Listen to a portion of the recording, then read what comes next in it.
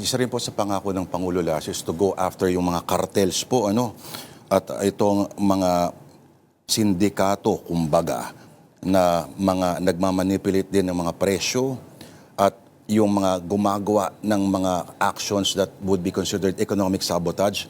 Ano pong konkretong result so far ang meron na po, maaari pong ipakita, sir?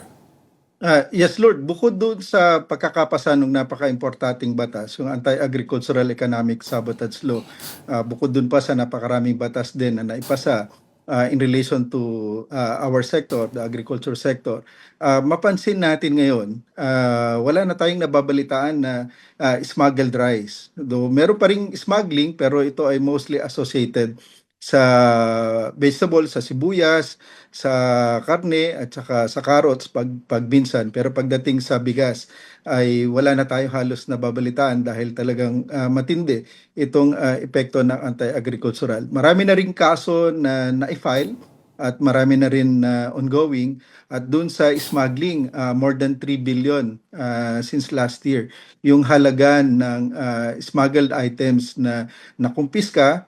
At yung iba rito ay sinira dahil hindi na pwedeng pakinabangan, at yung pwede naman na mapakinabangan at papasa doon sa food safety natin ay pinamamahagi naman natin.